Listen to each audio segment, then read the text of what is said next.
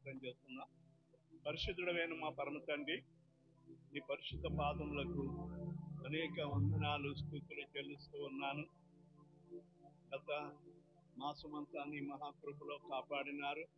మరొక నూతన మాసంలో మమ్మల్ని ప్రవేశపెట్టి మా ప్రభువా ఈ పునరుత్థాన దినమున నిన్ను ఆరాధించుకున్నటకు నాయన మీరు ఇచ్చిన ఈ సమయాన్ని బట్టి వందనాలు స్తుతులు చెల్లిస్తున్నాం. ఈ ఆరాధన ప్రారంభం నుండి చివరి వరకు నీ మహిమార్థమై జరిగించవలసిందిగా మనం చేస్తున్నాం.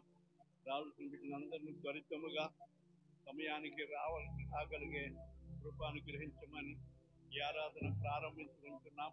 పాటల ద్వారా మీరు మహిమ పొందండి. వాయిద్యాలు వాయించే బిడ్డలను నాయన మా ప్రభువా మీరు దీవించండి. చక్కనిగా నాయన నడిపింపు దయచేసి మీ పరిశుద్ధాత్మ వాతావరణమును మీరు మాకు అనుగ్రహించమని, ఏ విధమైన వర్షము ఆటంకం లేకుండా మీరు సహాయం చేయమని యేసు ప్రభు ద్వారా వేడుకొంటున్నాను తండ్రి. ఆమేన్.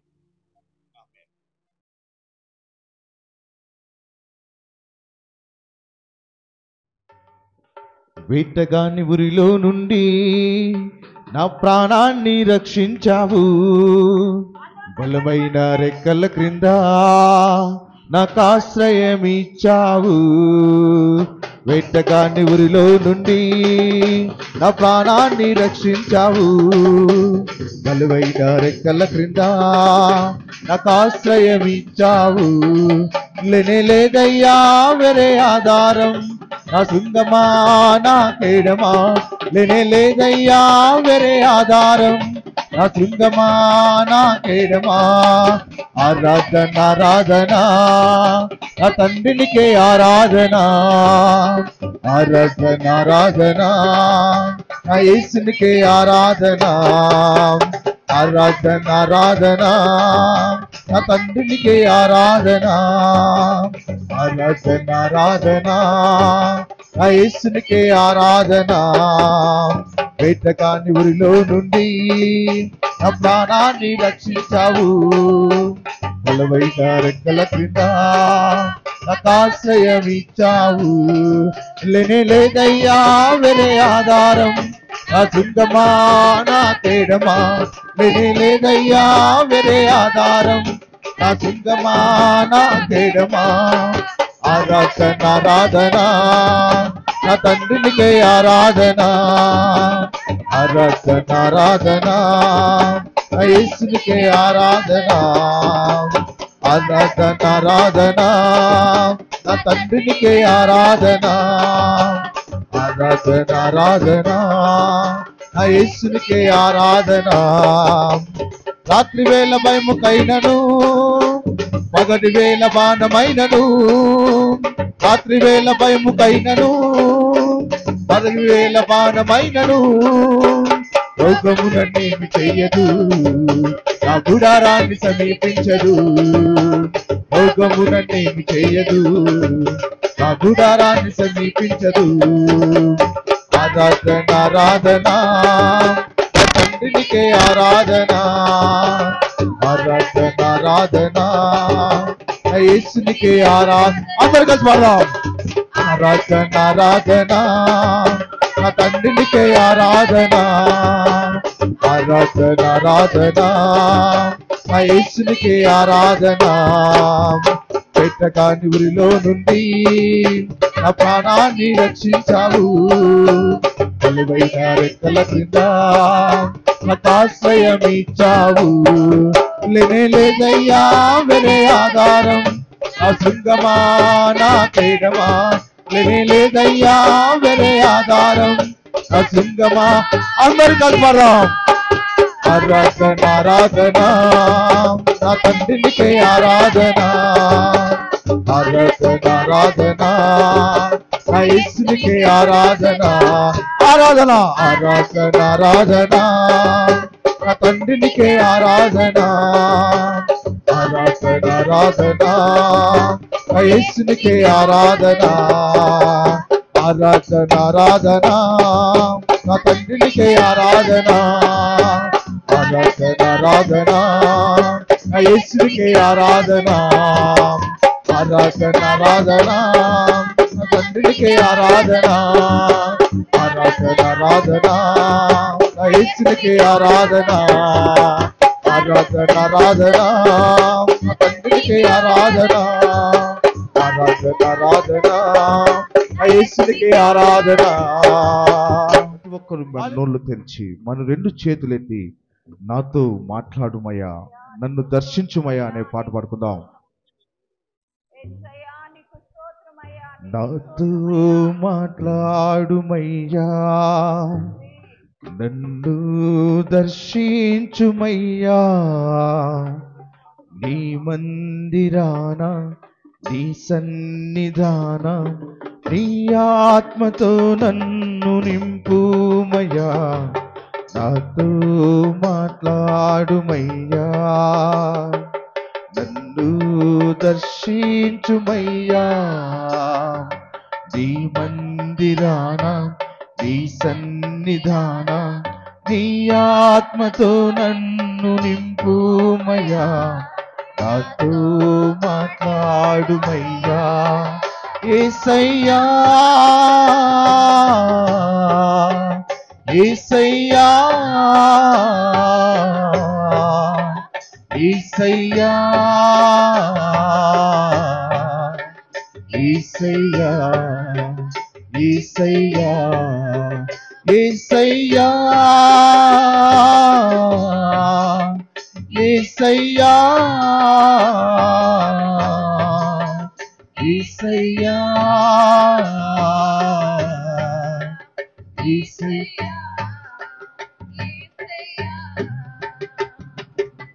కన్నీళ్ళైనా కష్టాలెదురైనా కడవరకు నన్ను చేర్చుమయ్యా కరువు తోడైనా కలిమి వేరైనా కరుణించి కాపాడుమయ్యా కన్నీళ్ళైనా కష్టాలెదురైనా కడవరకు నన్ను చేర్చుమయ్యా కరువు తోడైనా కలిమి వేరైనా కరుణించి కాపాడుమయ్యా నా వేదనలో నీ చాలితో నా శోధనలో నీ చేతితో నిత్యము నన్ను నడిపించుమయ్యా యేసయ్యా యేసయ్యా యేసయ్యా యేసయ్యా యేసయ్యా యేసయ్యా యేసయ్యా యేసయ్యా యేసయ్యా యేసయ్యా నా వారి నన్ను నిందించు వేళ నన్ను విడిచిపోబోకుమయ్యా ఆదరణ నాకు కరువైన వేళ తరిచేర్చి ఓదార్చుమయ్యా దావారి నన్ను నిందించు వేళ నన్ను చేర్చిపోబోకుమయ్యా ఆదరణ నాకు కరువైన వేళ దరిచేర్చి ఓదార్చుమయ్యా నా నిందలలో నా తోడువై అపనిందలలో నా చేరువై నిత్యము నన్ను నడిపించుమయ్యా యేసయ్యా యేసయ్యా యేసయ్యా యేసయ్యా యేసయ్యా యేసయ్యా యేసయ్యా యేసయ్యా యేసయ్యా యేసయ్యా మాట్లాడుమయ్యా నన్ను దర్శించుమయ్యా నీ మందిరాన నీ సన్నిధాన నీ ఆత్మతో నన్ను నింపుమయ్యా నాతో మాట్లాడుమయ్యా నన్ను దర్శించుమయ్యా నీ సన్నిధాన నీ మందిరాన నీ ఆత్మతో నన్ను నింపుమయ్యా నాతో మాట్లాడుమయ్యా నాతో మాట్లాడుమయ్యా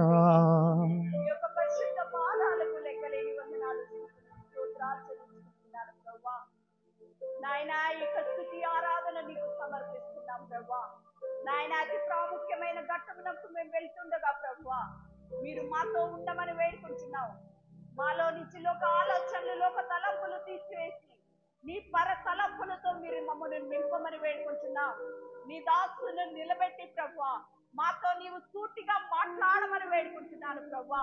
ఏ ఆత్మకు ఏ వాక్యం అవసరమై ఉంటున్నదో ప్రభా నీ దాసుని నిలబెట్టి మాకు కావలసిన చక్కటి వర్తమానాన్ని మీరు దయచేయమని వేడుకుంటున్నాం. నీ ఆత్మతో నీవు మమ్మల్ని నింపు ప్రభువా. నీ పరిశుద్ధాత్మ నింపుదలతో మీరు మమ్మల్ని నింపమని సన్నిధిలో ప్రార్థిస్తున్నామయ్యా. ప్రతి విధమైన దుష్ట క్రియలన్నింటినీ మీరు లయపరచమని నీ సన్నిధిలో ప్రార్థిస్తున్నాం. కేవలము నీ నామానికి మహిమ కలుగు నిమిత్తముగా మీరు ఈ కార్యక్రమాన్ని జరిగించమని ప్రార్థిస్తున్నారు ప్రభా. ముఖ్యంగా నాయన నీ దాసుని నీ సిలువ చాటున మరుగుపరిచి మాకు కావలసిన చక్కటి వర్తమానాన్ని మీరు దయచేయమని ఈ చిన్న ప్రార్థనని సన్నిధికి చేర్చుకోమని ఈ యేసు నామం పేరిట బ్రతిమలాడి వేడుకొచ్చున్నాము తండ్రి. ఆమేన్. హల్లెలూయా. దేవుని మాటలు విందాం. ప్రకటన గ్రంథము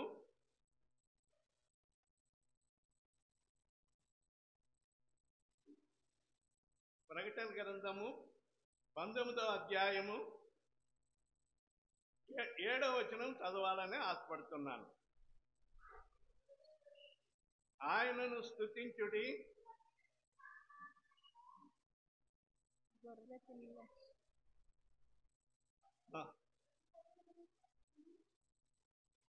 అమ్మా అదంతా 6-7 వచనాలు కలిసిపోయి ఉన్నాయి కనుక మనము మొదటి నుంచి చదివితే టైం సరిపోదు. కానీ సర్వాధికారియు ప్రభువునగు మన దేవుడు ఏలుచున్నాడు, ఆయనను స్తుతించుడి.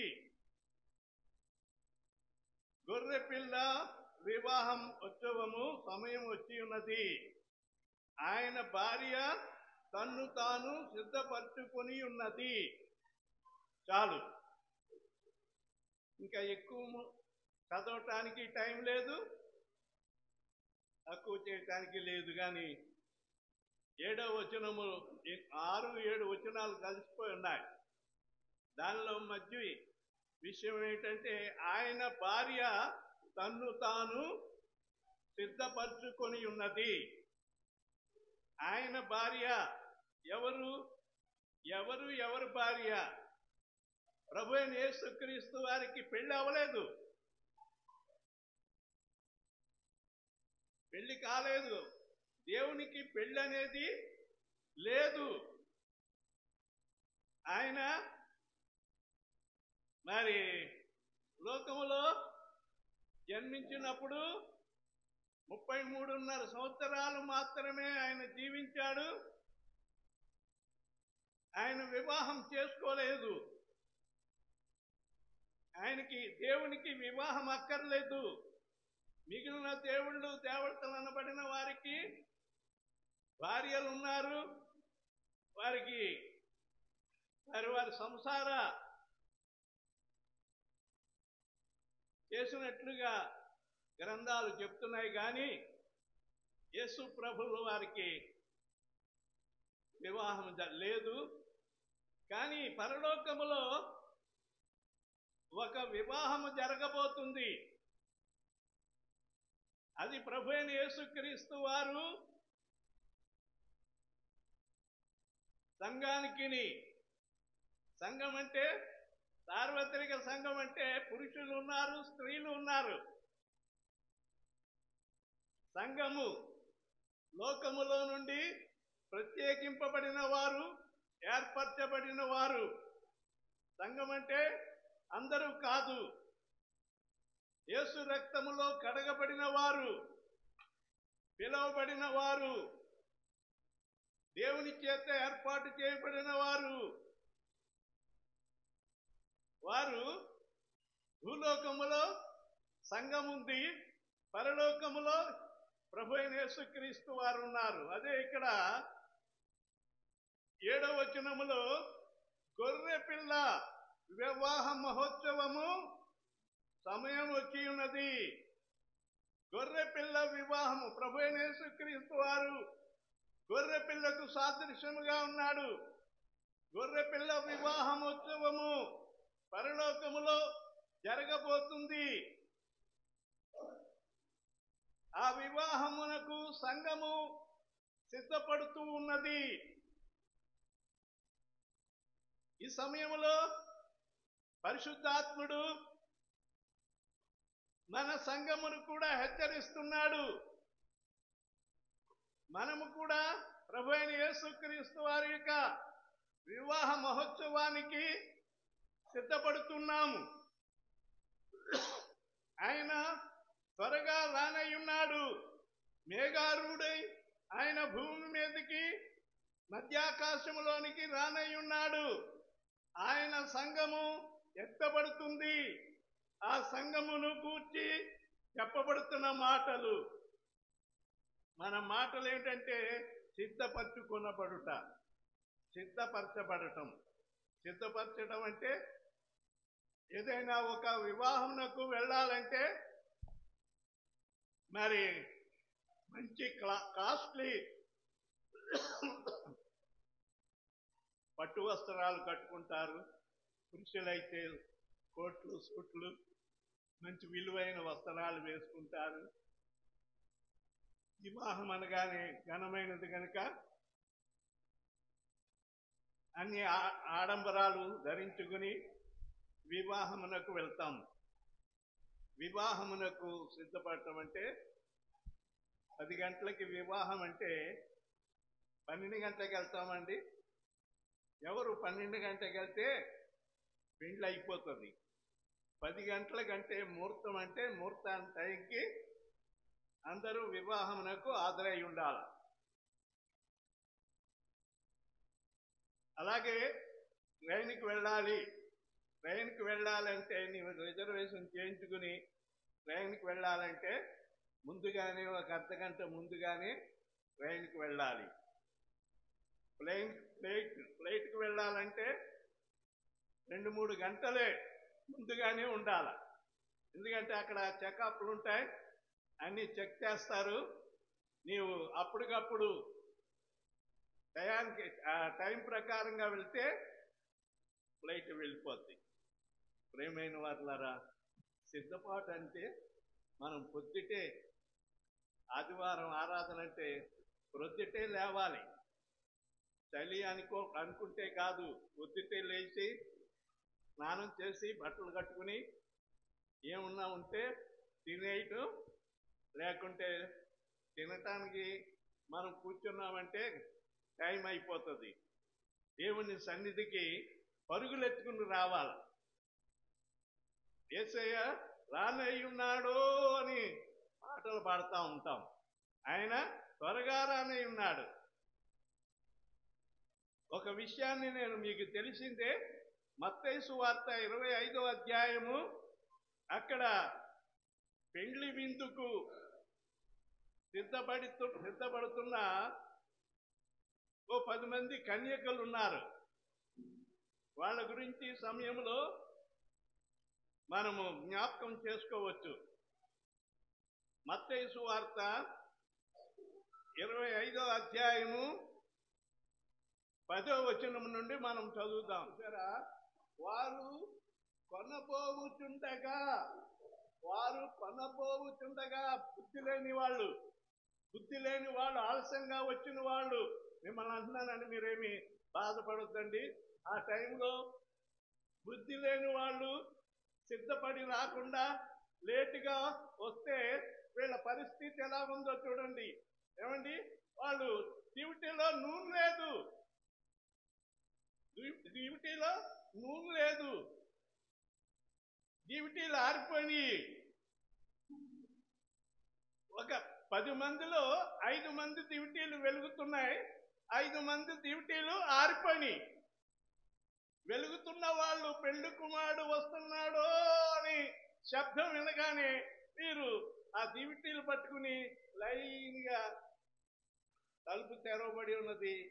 మందిరం తలుపు ఎలా తెరవబడి ఉందో అలాగ పరలోక ద్వారము తెరవబడింది. వారు వెళ్ళిపోయారు. అయితే వీళ్ళు అంటున్నారు సిద్ధపడని వాళ్ళు. అమ్మా, మనలో చాలా మంది 100కి 90% సిద్ధపడని వాళ్ళు ఉన్నారు. సిద్ధపాటు అంటే బట్టలు కట్టుకుని బట్టలు సిద్ధపాటు కాదు, వస్తువులు సిద్ధపాటు కాదు, పై అలంకారం కాదు. కీర్తనాకారుడు అంటున్నాడు, ఆత్మీయ అలంకారములు ధరించుకోవాలటండి. ఆత్మీయ అలంకారములు అప్పటికప్పుడు ధరించుకునేవి కాదవి. పరిశుద్ధుల క్రియలు అవే వారికి వస్త్రములుగా ఇవ్వబడ్డాయి. పరిశుద్ధుల వస్త్రములు ధరించుకుని వారు పెండు కుమారుని ఎదుర్కొనుటకు వారికి ఇవ్వబడిన దివిటి వెలుగుతూ ఉండగా పెండు కుమారుడు వాకిలి తెరవగానే 5 మంది కన్యకలు ధైర్యంగా వెళ్ళిపోయారు. ఈ 5 మంది వెళ్ళిపోయిన తర్వాత మరింకా 5 మంది కన్యకలు ఉన్నారు. వీళ్ళు చాలా నిర్లక్ష్యం అన్నమాట అండి. దేవుడు వస్తున్నాడా, రాని, వస్తే ఉంటాడులే, వస్తే రాని, ఏం భయమా, ఉంటాడు, ఎవరి కోసం అని చెప్పి నిర్లక్ష్యంగా ఉండేవాళ్ళు. వారికి ప్రార్థన అవసరం లేదు, దేవుని సన్నిధి అవసరం లేదు, దేవుడంటే భయము లేదు, భక్తి లేదు. అండి, నేను మంచోళ్ళు వెళ్ళండి ఒక అంతుకు, కొంచెం లేట్ అయినా వచ్చారు. కొంతమంది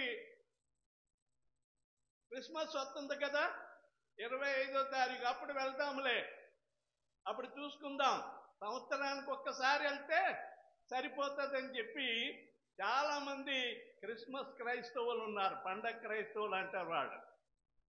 పండక్కిని, క్రిస్మస్కిని, జనవరికిని ఆ 2 రోజులు వస్తే చాలు, మిగిలిన రోజులు రాకపోయినా పర్వాలేదని వాళ్ళ ఉద్దేశం అన్నమాట. నా ఉద్దేశం కాదు, నేను అనట్లేదు, వాళ్ళ ఉద్దేశం చెప్తున్నాను. సిద్ధపాటు లేని వాళ్ళు. నేను రోజు రాత్రి పగలు తెల్లవారులు ప్రార్థన చేసుకుంటున్నాను, నాకు భయం వేస్తుంది. నేను సరైన రీతిలో సిద్ధపడుతున్నానా లేదా? ప్రార్థన, ఎక్కువ ప్రార్థన. ఏమండి, ఎస్తేరు కాలంలో మరి వస్తీకి బదులుగా అహస్వరోసు రాజు వివాహం చేసుకోవటానికి తన సంస్థానంలో ఉన్న రాకుమార్తెలందరినీ తన యొక్క అంతఃపురంలోనికి పిలవగానే అందమైన కన్యకలందరూ కూడా పోగు చేయబడ్డారండి. నేను వాక్యం చదవటానికి నాకు టైం లేదు కాబట్టి నేను ఊరికే నోటితో చెప్పేస్తున్నా. అందరూ పోగు చేయబడ్డారు. అబ్బో, చాలా అందగస్తులు అనమాట అండి, అందమైన వారు, రాకుమార్తెలు, పెళ్ళిళ్ళు కానివారు, వారి వారి యొక్క రాజ్యాల నుండి వచ్చి అంతఃపురములో చేరుకున్నారు.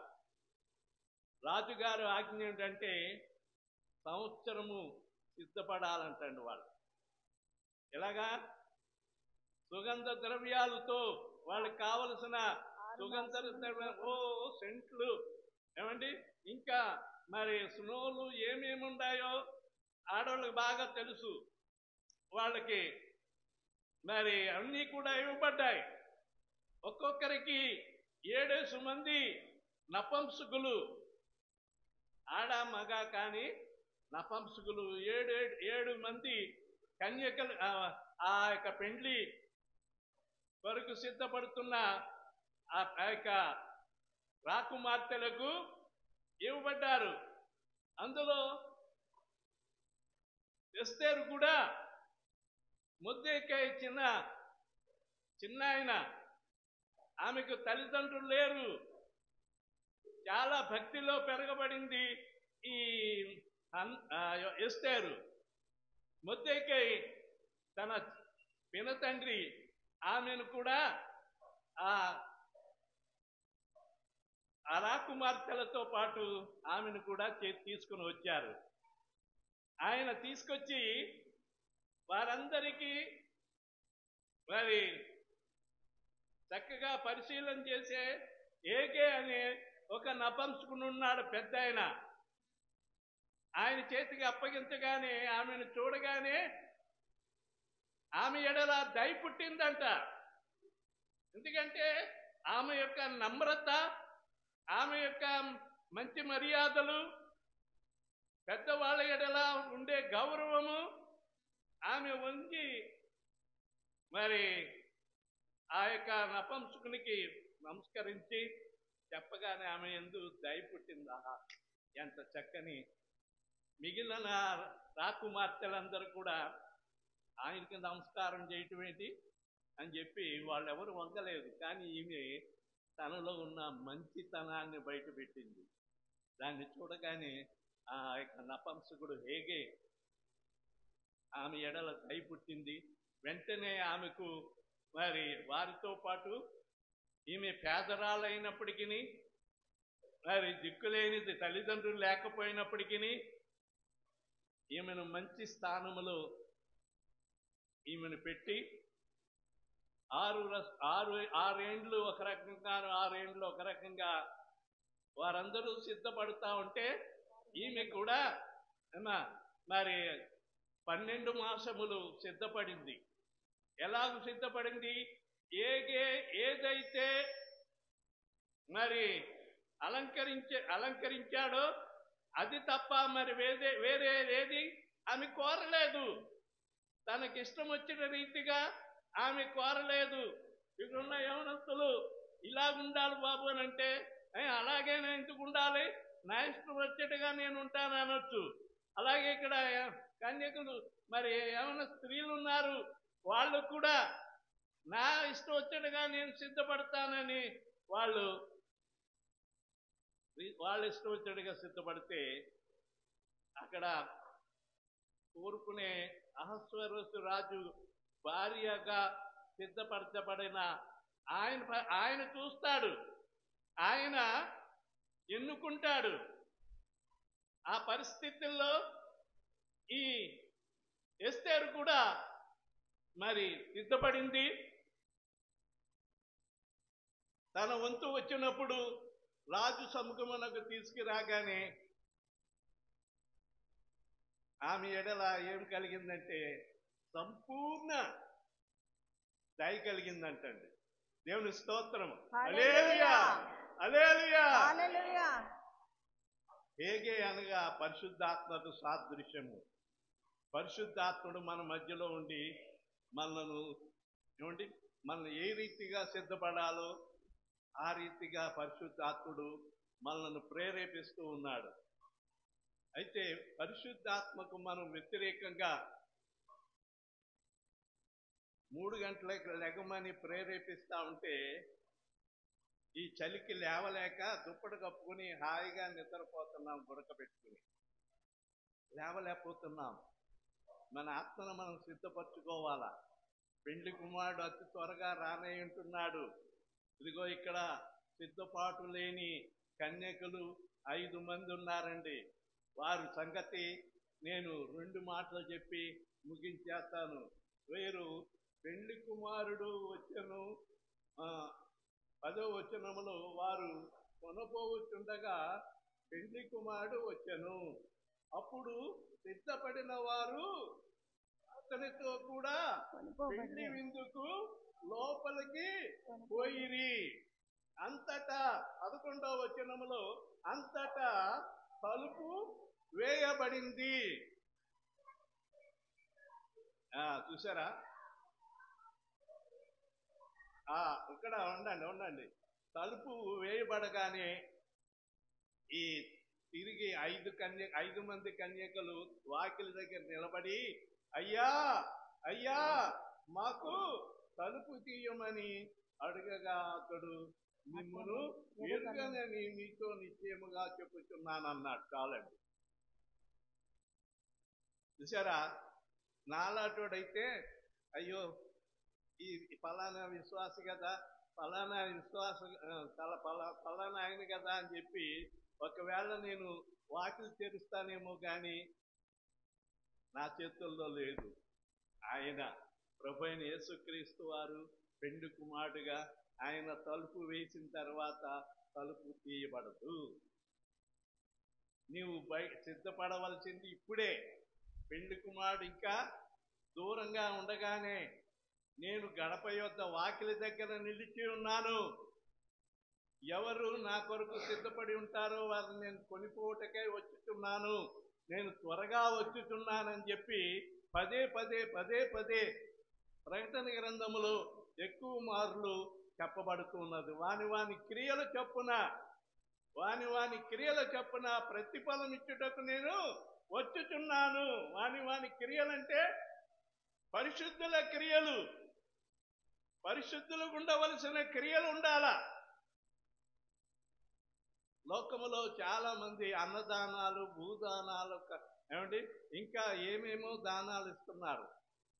అవి పుణ్యం కలగటానికి ఈ లోకం మట్టికే, కానీ పరలోకానికి అవేమీ పనికి రావు. నీ నీతి క్రియలు మురికి గుడ్డ వంటివి, మాసిపోయిన బట్ట వంటివి. అవి దేవుని దృష్టికి ఎంత మాత్రము అవి ఇష్టము కావు. పరిశుద్ధుల క్రియలు నీవు నేర్చుకోవాలా. ఎన్నో వారాలు వింటూనే ఉన్నావు, నెలలు వింటూనే ఉన్నావు, సిద్ధపడుతూనే ఉన్నావు. లోకములో సిద్ధపడుతున్నావు కానీ నీ దివిటి ఆరిపోయింది. ప్రియమైన వారులారా, నీ దివిటి ఆరిపోతే ఏమవుతుందో తెలుసండి? వెలుపట ఉంటావు. వెలుపట ఉన్నవారు ప్రస్తుతం గుళ్ళోనే ఉన్నావు కానీ ఆయన వచ్చినప్పుడు నీవు వెలుపల ఉన్నావో లోపల ఉన్నావో మనం పరిశీలన చేసుకోవాలా. నా మట్టుకు నేను పరిశీలన చేసుకోవాలా. నీవు ఎంత దేవునితో సహవాసం చేస్తున్నావో, ఎంత దేవుడంటే భయం ఉందో, ఎంత దేవునికి నీవు సమర్పణ చేసుకుంటున్నావో నీ హృదయాన్ని. ఇప్పటికీ ఒక్క మానవాళ్ళు చాలా మంది ఉన్నారండి. ఒక్కలో పెట్టుకుని కస నవ్వి అని చూసేవాళ్ళు ఉన్నారు. నేను చూశాను ఎంతమంది నా కళ్ళతో. అవి నవ్వులుతూ వెళ్ళి ప్రార్థన చేయగలవా చెప్పు? నోరంతా ఏమండి పాడైపోయింది. నీ హృదయము గద్దిస్తా ఉన్నా సరే నీళ్లు పోసుకుని నోట్లో పుక్కరించేసి కూర్చేసి దేవుని సన్నిధిలో కూర్చుంటావే, ఆ ప్రార్థన దేవుడు ఆలకించడు. ఆ ప్రార్థన దేవుడికి అంగీకారం కాదు. నీవు ప్రార్థనకు వెళ్ళినప్పుడు నీ ప్రవర్తన జాగ్రత్తగా చూసుకోవాలి. చూసుకోవాలండి. మత్తయి సువార్త 7వ అధ్యాయము 21వ వచనం ఒక మాట చదివేసి నేను ముగించేస్తాను. అది భయంకరమైన మాట. అక్కడ ప్రభువా ప్రభువా అని నన్ను పిలుచు ప్రతివాడును, పరలోక రాజ్యములో ప్రవేశింపడు గాని. చూసారా? ప్రభువా వాళ్ళు ఏమన్నారు? అయ్యా నా కొరకు వాకిలి తెరువు, అయ్యా నా కొరకు వాకిలి తెరవమని చెప్పి వారు బ్రతిమాలుకుంటున్నారు. ప్రభువా, ఇక్కడ ఈ 7వ అధ్యాయంలో 21వ వచనంలో చెప్పబడుతుంది, ప్రభువా ప్రభువా అని నన్ను పిలుచు ప్రతివాడును పరలోక రాజ్యంలో ప్రవేశింపడు గాని పరలోకమందున్న నా తండ్రి చిత్త ప్రకారము చేయువాడే ప్రవేశించును. ఆ దినమందు అనేకులు నన్ను చూచి ప్రభువా ప్రభువా మేము నీ నామమున ప్రవచింపలేదా, నీ నామమున దయ్యములను వెళ్ళగొట్టలేదా, నీ నామమున అద్భుత చేయలేదా అని చెప్పుదురట. నేనెన్నడూ చూడలేదంటాడు. అప్పుడు నేను మిమ్మల్ని ఎన్నడూను ఎరుగను, అప్పుడు నేను నిన్నెన్నడూ చూడలేదని చెప్పబడును. అక్రమము చేయవారులారా నా ఎద్దు నుండి పొండని వారితో చెప్పుదును. అక్రమముగా జీవిస్తున్నావు నీ లోకములో. దేవుని సన్నిధిలో ఉంటున్నానని చెప్పుకుంటూ నీవు బయట ఉంటున్నావు. లోకానికి మిళితమైపోయి ఉన్నావు. నీవు పరిశీలన చేసుకో. ఎక్కువ చెప్పడానికి టైం లేదు కనుక అది కూడా దానికి లెక్క అప్పచెప్పవలసిన గడియని ఇదే. కొంతమంది పిల్లలతో ఆడుకుంటున్నారు, ఎంత చక్కగా అండి. వారికి వాక్యం అక్కర్లేదు, బయటికి వెళ్తున్నారు పిల్లల్ని తీసుకుని. ఏమండి, ఇక అదే పరమానందం అనమాట. సంతకి వెళ్తాను చూడండి, సంతలో పిల్లలతో ఆడుకుంటా అక్కడ పాడుకుంటూ నువ్వు ఎలా జీవించినా పర్వాలేదు. దేవుని సన్నిధిలో దేవుని మాటలు జాగ్రత్త వినకపోతే ఆ దినమున ఆ బుద్ధి లేని కన్యకల వలె నీవు వెలుపల ఉండి ఏడవలసి వస్తుంది. భయంకరమైన పరిస్థితి ఎదుర్కోవాల్సి వస్తుంది. కనుక మనం దివిటీలు మనం చక్కపరుచుకుని మన దీపము ఆరిపోకుండా చూసుకోవాలని చెప్పి నా మాటలు ముగిస్తున్నాను. దేవుడి మాటలు దీవించుగాక. ఆమేన్. ప్రార్థన చేసుకుందాం. కళ్ళు మూసుకోండి. పరిశుద్ధుడైన మా పరమ తండ్రి, నీ పరిశుద్ధ పాదములకు అనేక వందనాలు, స్తుతులు చెల్లిస్తున్నాం. ఈ యొక్క ఆదివారం ఆరాధన చక్కగా నీ మహిమార్థమై జరిగించుకుని ఉన్నావు. నీకు వందనాలు ప్రభువా. రాజు అయిన మా తండ్రి, నీ బిడ్డలందరూ కూడా ఇంతవరకు సహకరించిన ప్రతి ఒక్కరిని పేరు పేరున మీరు దీవించండి. నీ సన్నిధిలో సమర్పింపబడిన కానుకలను, దశమ భాగములు అయినా మరి ఏం తీసుకొచ్చి నీ సన్నిధిలో సమర్పించినారో వారికి 30 60 100 ప్రతిఫలము దయచేయండి. సాయంకాలం జరగబోయే కార్యక్రమం కూడా మేమందరూ పాల్గొని ఆయన దాన్ని జయప్రదం జరిగించడానికి సహాయం చేయండి. మా ప్రభువా, మా దేవ వాతావరణం కూడా నీ ఆధీనంలో ఉంచుకోండి. మా ప్రభువా, సాయంకాలం కార్యక్రమం నీ పాదాలకు అప్పగించుకుంటూ ఉన్నాం. ఈ డిసెంబర్ మాసం అంతయు నీ రెక్కల చాటున మమ్మల్ని ఒక్కొక్కరిని పేరు పేరున భద్రపరచండి. పురుషులైన వారు బండ్ల మీద, వెహికల్స్ మీద వెళ్తున్నప్పుడు వస్తున్నప్పుడు ఎవరికి ఏ తొందరలో కలగకుండా ప్రతి ఒక్కరిని నీ రెక్కల చాటును భద్రపరచమని, కృప చూపమని, వారము ఈ నెలంతా కూడా మాకు దీవెనకరముగా మీరు అనుగ్రహించమని యేసు ప్రభు ద్వారా వేడుకొంచున్నాను తండ్రి. ఆమేన్.